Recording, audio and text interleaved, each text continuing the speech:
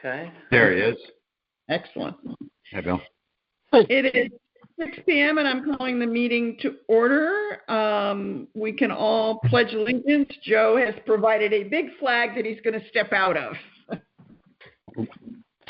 I pledge allegiance To the flag of the United States of America, and to the republic stands one nation, under God, indivisible, liberty, and justice for all. Please remain standing for a moment of silence.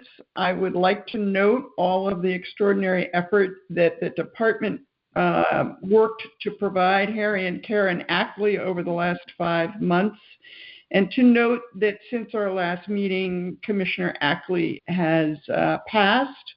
And so please remember him, his family, and all of our ill and fallen firefighters in a moment of silence.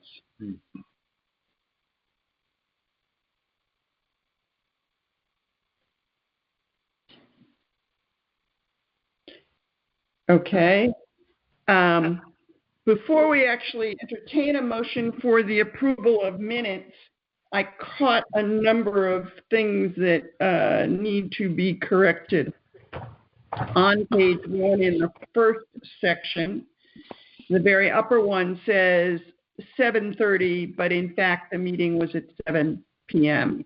Later on it says 7 p.m., but then on page 1, there is duplicate language about who made the motion to amend the agenda. One refers to Commissioner Branley, the other refers to Commissioner Olzaki. You guys can call which one we're keeping, but one of them needs to leave. You got it, John. Okay, so we're taking out Olzaki and we're keeping the language on Branley. On page 2, item number 3, under the COVID-19, the reference is at the rate last month, and I'm going to ask the rate this month, but is $3,500 per 100,000, but it says one of 100 states. I think that was meant to be one of 100 towns, Chief? Yes, of 100. The rate is, you're talking about the COVID update, Yes. 35 per 100,000, one of 100 towns in the red. Yeah, communities, towns, okay, sure. Not states. Okay. And on page 3, the last line refers to Sands, but doesn't include his. It's not the last line in the page. I don't have the minutes in front of me, but it says Sands, not Sands Clary, and I think we ought to add his last name.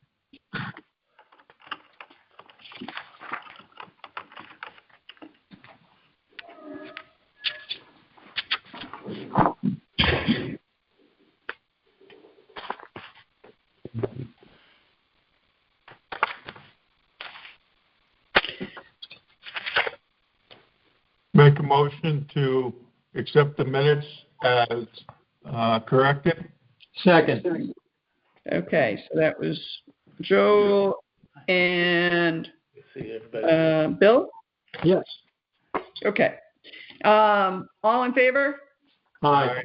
Aye. Any opposed? Okay. And Liam, I do like the hand raise. It makes it easy to do the count. Chairman's report, I do not have any specifically, although the chief and I have been in touch on a couple of matters, both related to UI and related to the vaccine rollout, but he'll be talking about them. Hey, Rob, sorry I'm a little late. That's John, Liam. Pardon? Rob Cinto just joined the call. I'm sorry I'm a little late. Okay, good. All right. Thank you, Rob. Thank you. Of course. We're up to the chief's monthly report. Yes, well, thank you, Commissioner. So I wanted to just touch base, especially for the newer members of the commission, and I will make sure that I send the list out to everyone. The department operates having delegated responsibility on a number of topics, what we call functional assignments. And I believe, and you've seen in my commentary in the past about how robust the engagement is of our members of the department.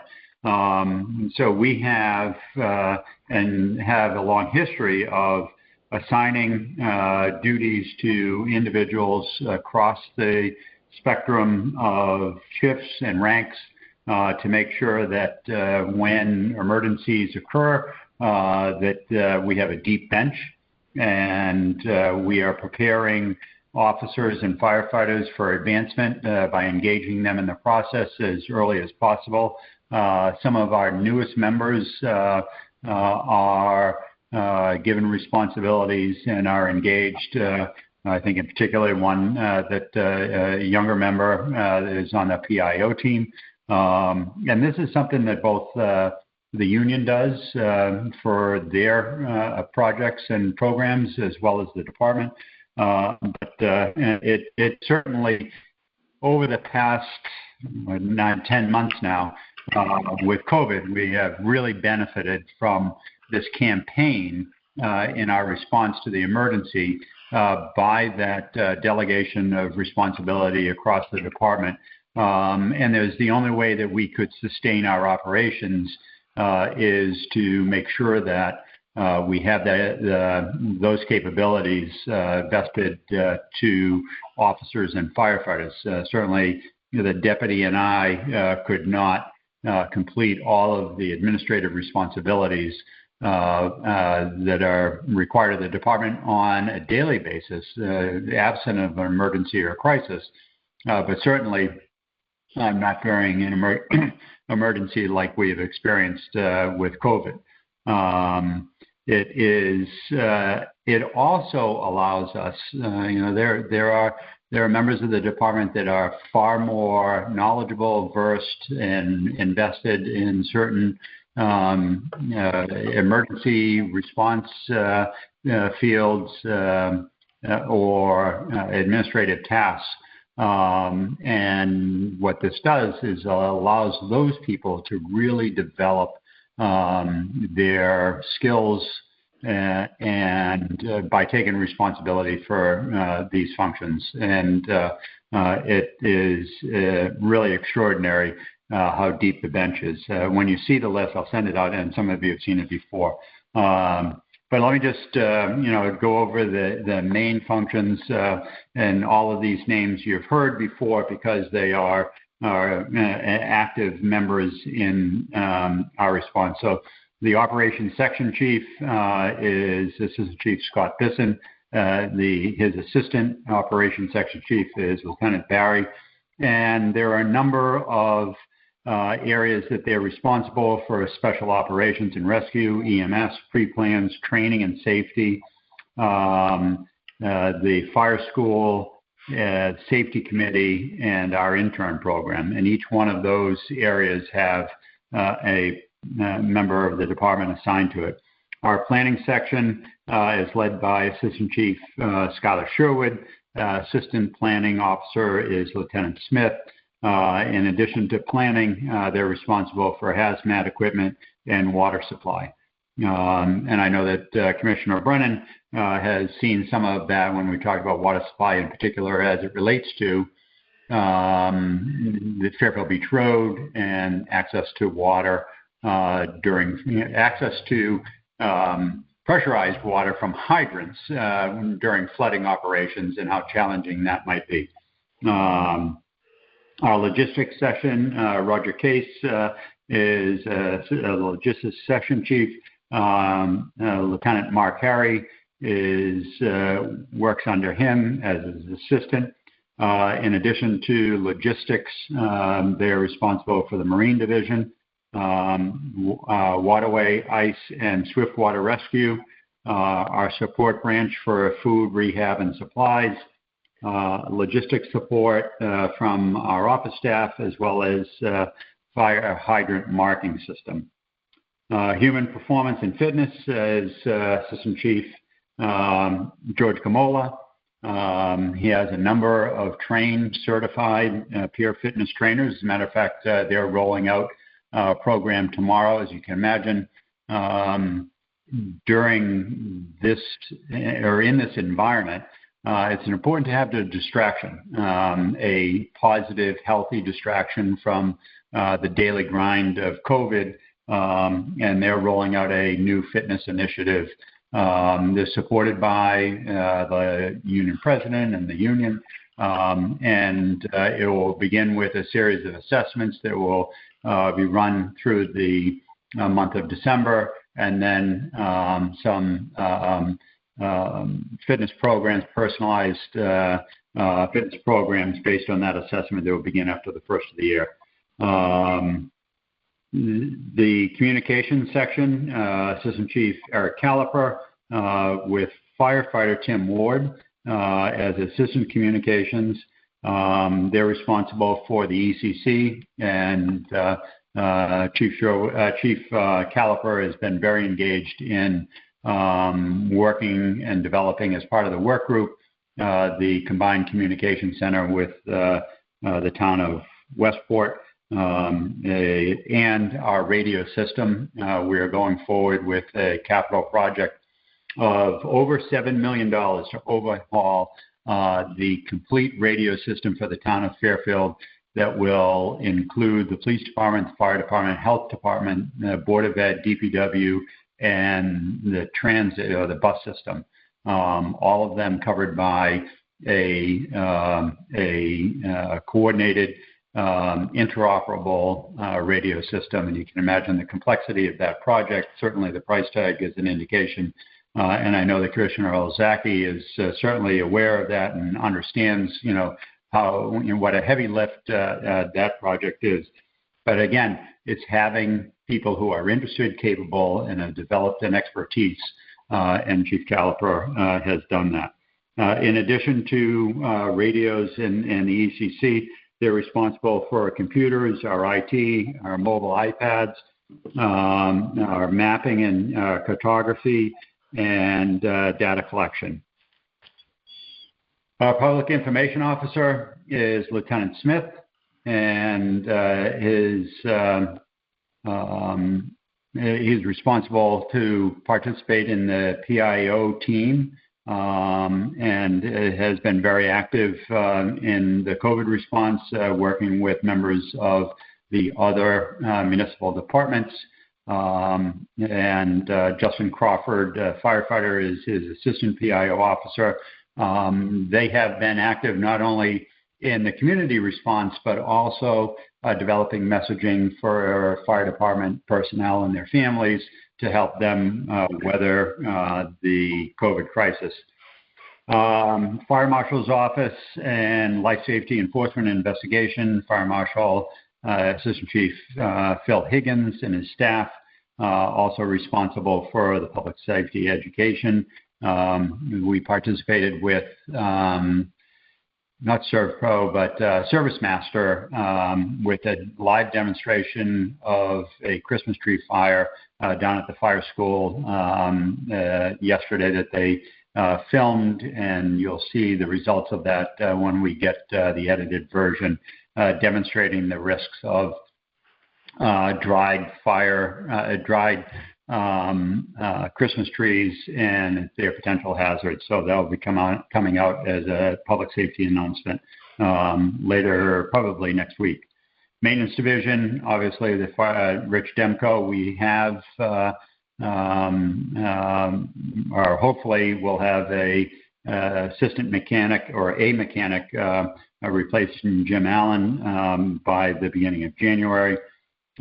We have standing committees for apparatus design, the Town Safety Committee, the Fire Department Safety Committee, After Action Review, peer support.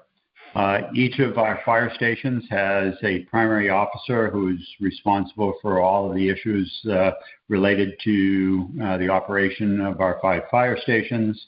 And we have our emergency operations team, which includes many of those positions and personnel. So I really want to just, briefly highlight that engagement in the department. Certainly the commission, rightfully so, has always focused on succession planning and engagement of firefighters from their first day through all of their promotions or potential promotions. This is the way that it gets done. You can't develop officers when the promotional opportunity presents itself. It has to be done progressively over the course of their career.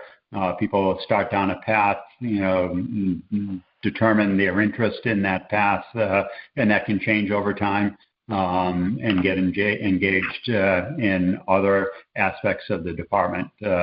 And we're certainly seeing that on any given day. You stop by one of our fire stations and you'll find firefighters and lieutenants leading training or a discussion or a program that in a larger department is held or led by a ranking officer.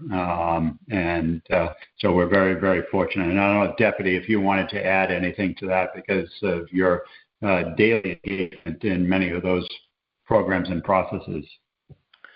No, well, all I'd like to say is just to give you an example, the chief said it's not just assistant chiefs and lieutenants that have a big part of this, but firefighter Jerry McGuire, who most of you know, he's a firefighter, but he is the department's EMS officer. He's the one that because he's a paramedic and he's got a lot of experience in the field and he works for AMR on the side. He's very knowledgeable. He's the one that gets the protocol changes from the state and says, okay, he'll call me up and he'll say, or Chief Bisson up and say, okay, here's a new change. We have to get it out to the members. We have to do training. I'll help you set up training.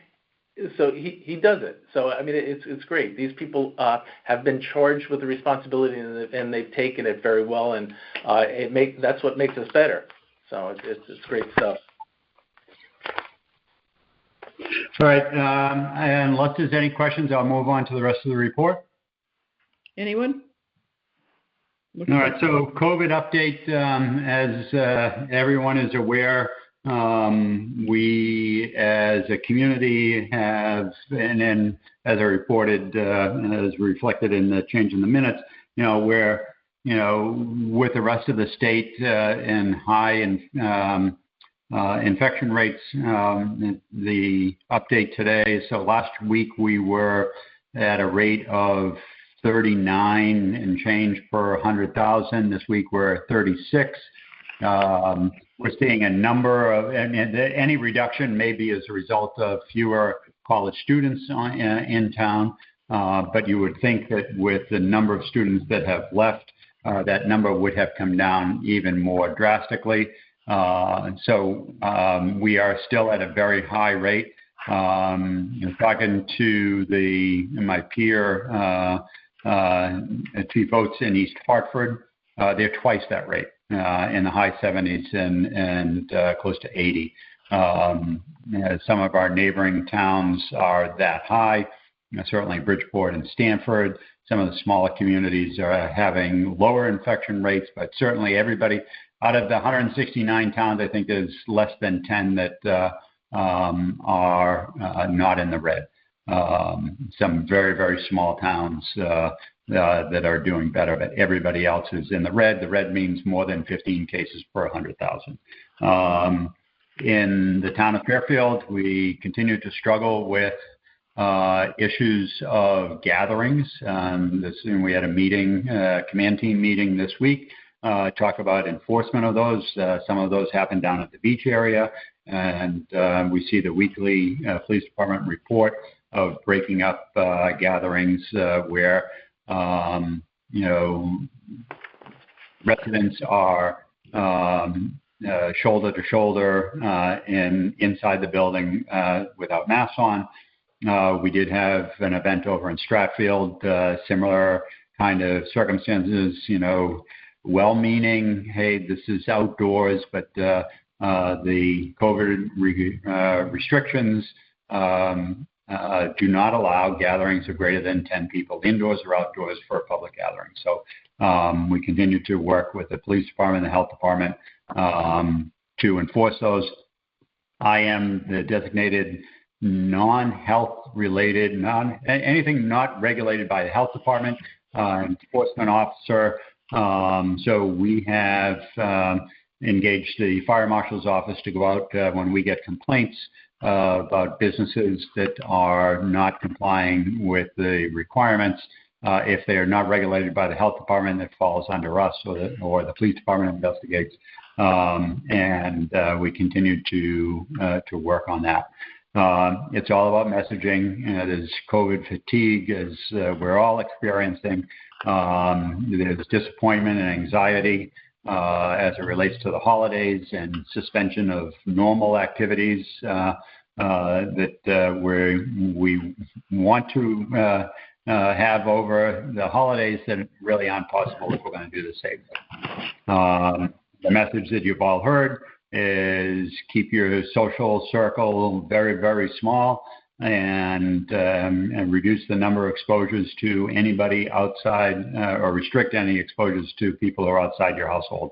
That's the only way we're going to get through it until the vaccine becomes more widely available. And we are monitoring closely the release of vaccine. We're not sure whether our personnel in police and fire will be part of the very first wave, which is designated for hospitals and healthcare workers and high-risk occupants of skilled nursing facilities, or as 1A and 1B releases, we might be 1B, which means that after they get that first wave done, that we will be part of the second wave, so we can get our personnel vaccinated. But it's clear that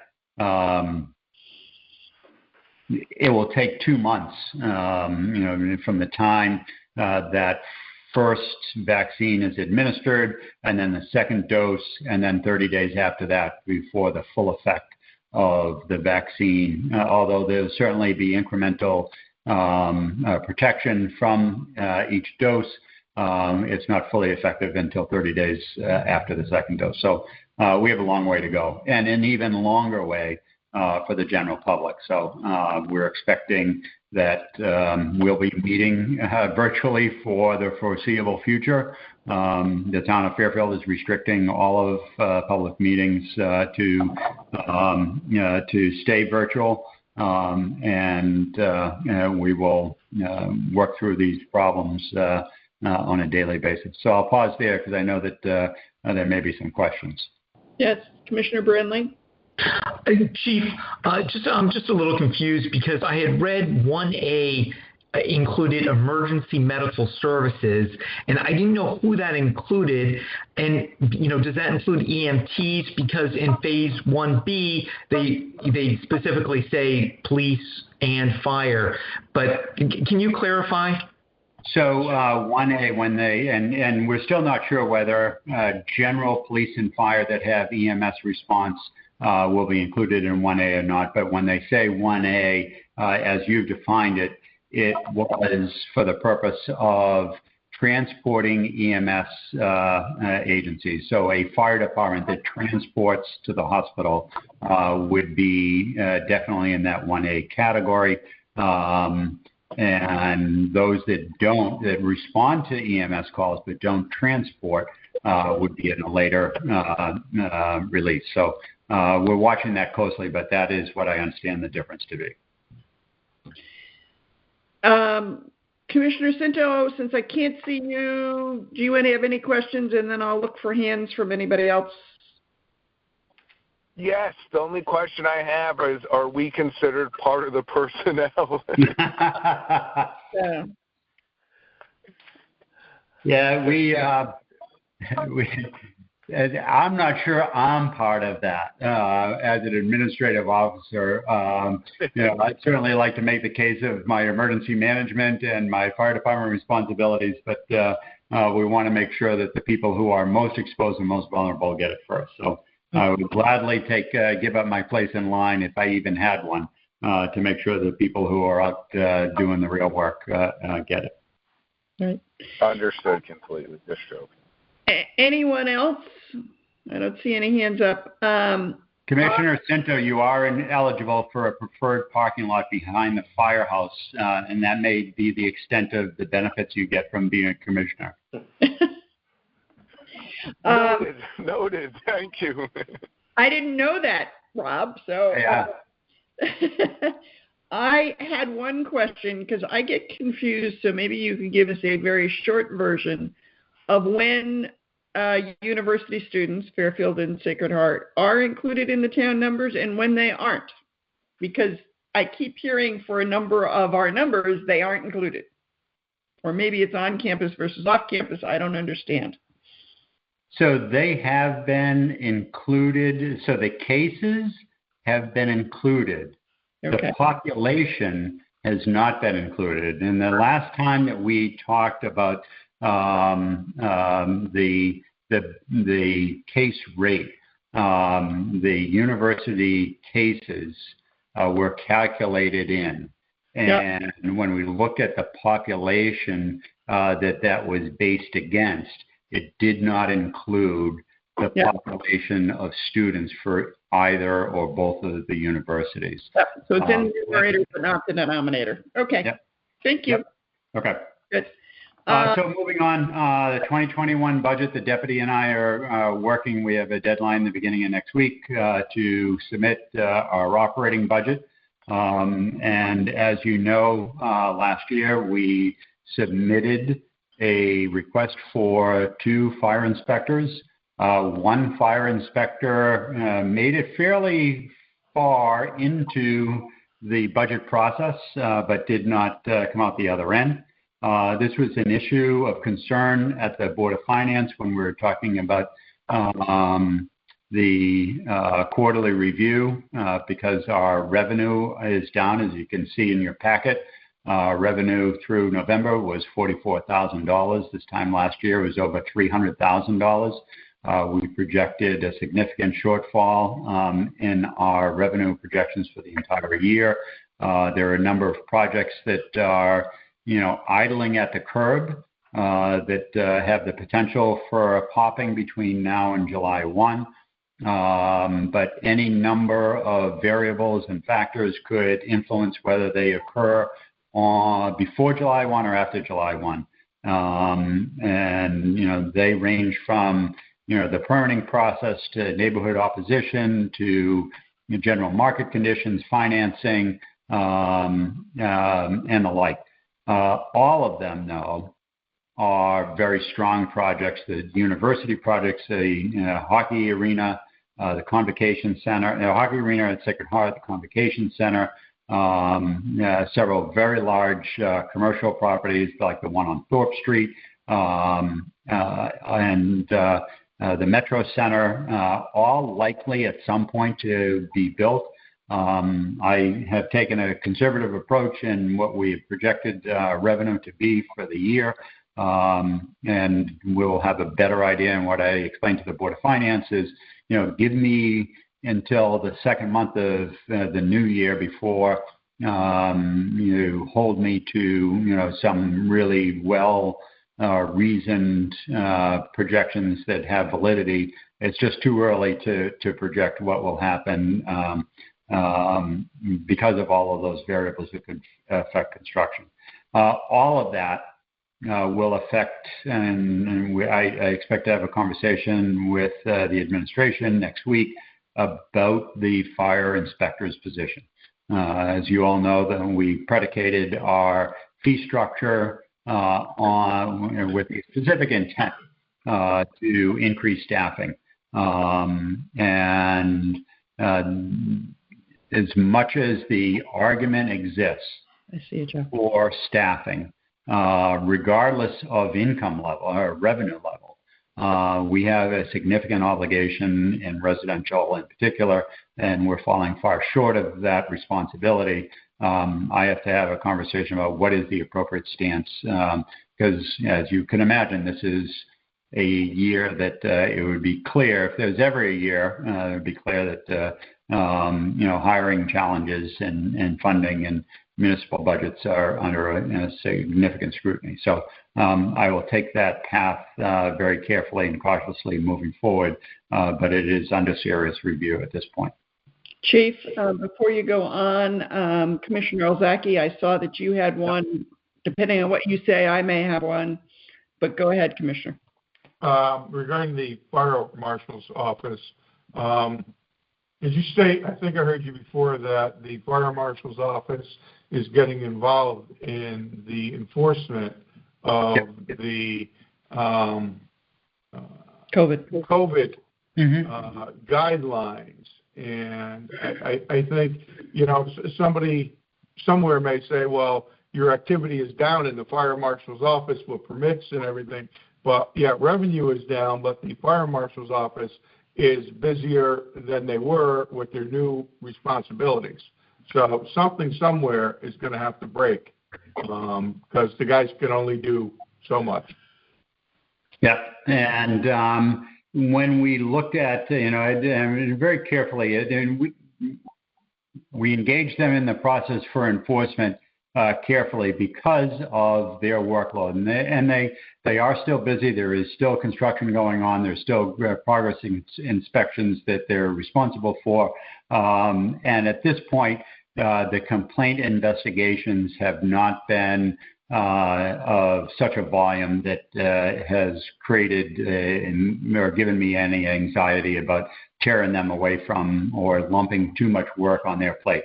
There have been few and far between, one or two a week that have fallen to us. The police department handles ones that may require some enforcement or ticketing. Health department handles all those in permitted facilities that they inspect. So fortunately, we have not been overburdened by that additional responsibility. But we're watching it carefully. Before I go, any other commissioners want to comment? Rob, again, I'll call on you just because I can't see you to raise a hand.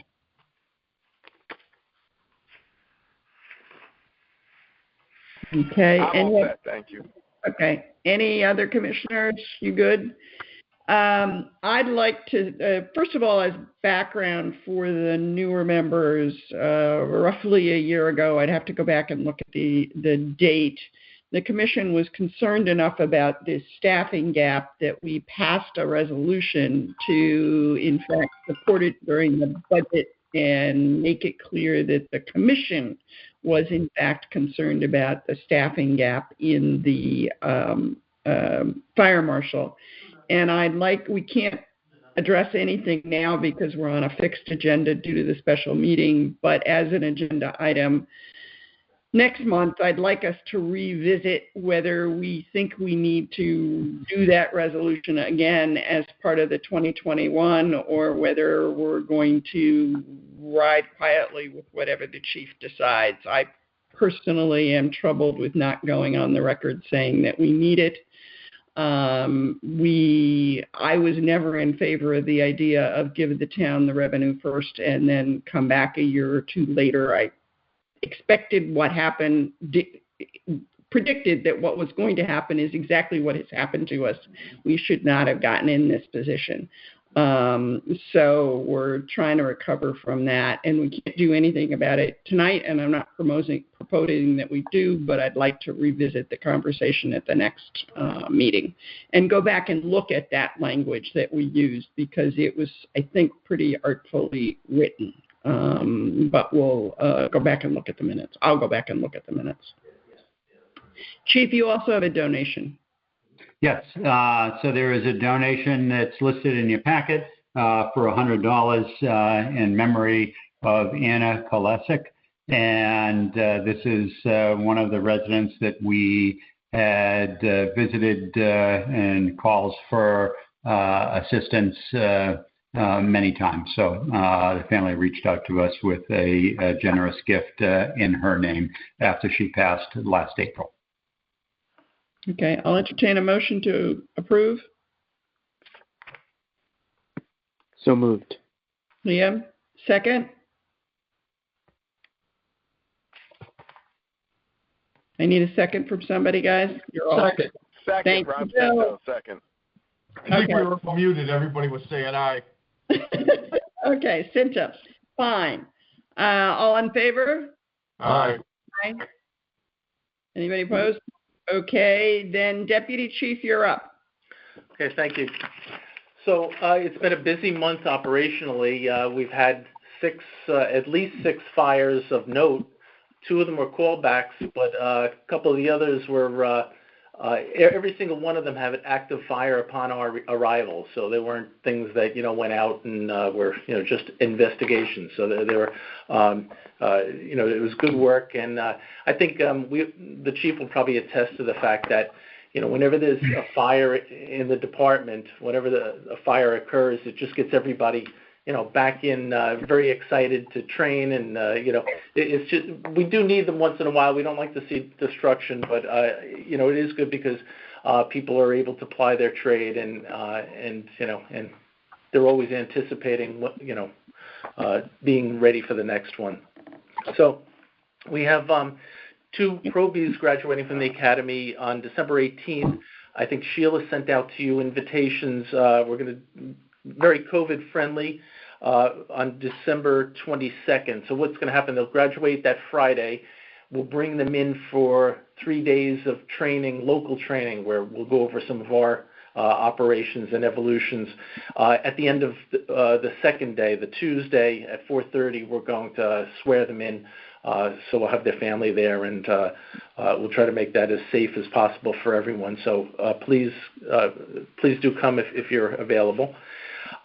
We had two retirements recently. I don't think I think that's been since our last meeting. So two of our relatively senior firefighters, one was out on extended injury leave, and another was out on, he had been out for a little while on sick leave and injury leave, a little bit of each. But so we will hopefully try to hire from the list that you've promulgated before the next class, which is slated February 16th.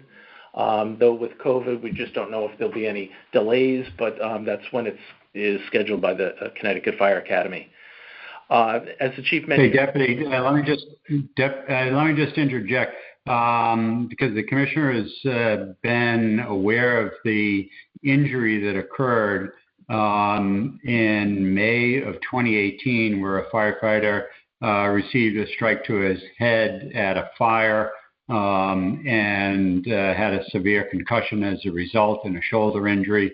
That ended up in disability retirement. He was unable to return to regular duty as a result of that, despite some extraordinary hard work on his part to rehabilitate and get back. But the injury, particularly the concussion and the lingering impacts of that, is what prevented him from returning to full duty as a firefighter. So it is worthy of note that this is a dangerous job. He was wearing full protective equipment and was doing everything right, and a tool inadvertently bounced back and struck him just above the eye. And ultimately, the profession that he chose and worked at, he was unable to come back to. So it's very disappointing when that happens, but it does happen. Okay. Thank you. Thanks. That's too bad to hear. Also, the mechanic, I think the chief mentioned, we're hoping that he starts somewhat in the first week or somewhat after of January. So that's everything's being worked on right now for the hiring process. Last night we had a capital planning workshop with the town's finance department and the Board of Finance, and so it's pretty much like an introduction to what is going to go before the boards starting in a few weeks. So Board of Selectmen, then Board of Finance, and RTM. In that, we will be participating with the police to back the ECC project, which you know of, the fire department pumper, which we'll be trying to purchase, a replacement pumper, which is in our scheme, our general scheme of fire apparatus replacement. And also, as the chief had mentioned in the past, fire station repair rehab money. So the chief also mentioned that the budget is due December 14th, so we're finishing it up. They gave us a week to do it, but we knew it was coming, so we've started it way before. And that concludes my report tonight. Thank you. Any questions from the commissioners? Seeing none. Do we have a report from Southport? They're not on the Do we call. have anybody else? Okay, and Stratfield? They're not on the call. And 1426? They're not on the call. CERT? CERT is on the call. Let me just unmute. Norma, can you hear us? Yes, I hear you. I'm on the call, but I have nothing new to report. Okay. Thank you, Norma. Report from the nominating committee. Bill Fitzpatrick, please. Madam Chair, I conferred with my co-committee members, Liam Burke and Rob Sinto, and we are recommending the nomination of Dorothea Brennan as chair and John Branley as secretary. Okay. In order for any discussion, can I get a nomination, a motion for that, please? I would move those names. Second. Second was from Liam? Yes. Thank you, Liam. It's not always catching the voice. Thank you. Any discussion? Everybody in favor? Aye. Aye. All right. Anybody opposed? Okay. That's the election of authors. Thank you very much. I appreciate that.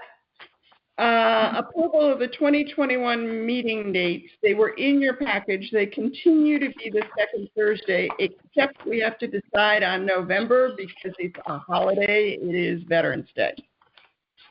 So, Chief, I'll start with you from a department operation point of view. Do you have, and when numbers are available, do you have a preference as to what we do for that meeting? We can push it back a week or forward a week. I think that if Thursday nights are a good night for the commission, we can look at that as either the 4th or the 18th. Yep. Yeah. 4th or the 18th. Will you have? I'm good with either one. Would you have the necessary numbers? And Joe, I see you. Would you have the necessary numbers by the 4th? Numbers for? Reports, operational. Oh, yeah. We will certainly be ready for either day. Joe, I saw that you had your hand up. Yeah, my only comment is I'm good at moving it in either direction. Okay. So, whatever, if somebody else has got a conflict, I'm good with it, though. Good. Anybody else? While you're discussing dates in the meetings, I would ask, and I don't have necessarily a preference, but is the 6 o'clock start time more convenient or less convenient for the group? More convenient for Cinto. Okay. Joe, I can see your hand. Yeah, for me, it's just a little bit of a push getting home from work because sometimes I could be on the other side of the state. So coming home for a 7 o'clock meeting, it's more convenient for me, even though this was nice tonight. But I prefer a 7 o'clock. Yeah, hopefully by this group start to be going back in the fall at least to live meetings. I just wanted to raise the issue as an option. Yep. Anybody else? Everybody else? Let me ask you the different. Bill, please. 6 o'clock is better for me because I stayed through. Okay.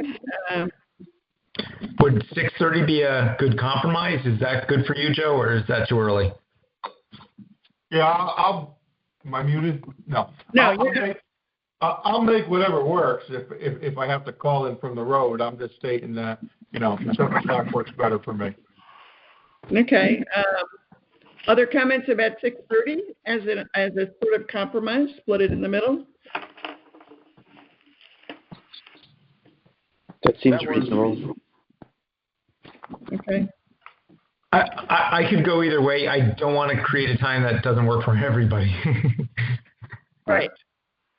Yeah, and I can go either way. It doesn't matter. So I'm just trying to figure out what's the best compromise because I know we end up with various conflicts as we go along the way. Can I see a preference between 6:30 and 7? So, and I think, Joe, your issue is legitimate. Is 6:30 enough of a bend that it gets you not quite so pressured to make the meeting? It's making it better, but, like I said, and I'm always good with status quo too, so that's why. It's just in my head, burned in my head now that it's meeting 7 o'clock Thursday. So. Well, and it is sort of burned in the public head, so if there's no overwhelming reason to change it, I would suggest that we leave it at 7 p.m., but it was good to have the discussion. Tonight I found this particularly convenient. And meeting from drive time in the road is not optimum. That is never you can't participate fully if you're trying to do it while you're driving. So we don't want to put anybody in that position. Right. So let's leave it at 7. And now let's talk about the 4th or the 18th. I am fine with both. Does anybody have any conflicts based on whether it's the first or third Thursday of the month in terms of other board meetings and things? Anybody? Yes, Bill. What? Zoning Board of Appeals is 3 o'clock on the first Thursday of every month, but they generally finish without any difficulty by 6. Okay. So the first works for me. It's actually better for me. Okay. Anybody else? Well, then let's add November 4th as the November date. And if nobody has any objections, I double-checked things like various holidays in terms of Rosh Hashanah and Easter and Yom Kippur, and none of those are conflict. So we should be good on that. If everybody's good with adding the 4th, and then I'll use a motion. I need a motion to approve that. So moved. Second, somebody? And I see John Branley as a second. All in favor? Aye. Aye. Anybody opposed? Okay. That concludes our business. I would just like to note, and we all owe a debt of gratitude, it's always the deputy commissioner who's making all of the electronic arrangements for us. And I do appreciate that effort because it's one more thing to add to the roster that needs to be addressed. So thank you, DC. And with that, it is 6:48, and I will entertain a motion to adjourn. John, second. Bill, all in favor? Aye. Aye. Anybody opposed? Great, and enjoy your evening. Thank you. Thank you, guys. Thank you. Thank Aye, you. Commissioners. Thank you very much. Thank you Right. all. Thanks, Deputy. You're welcome. Good night.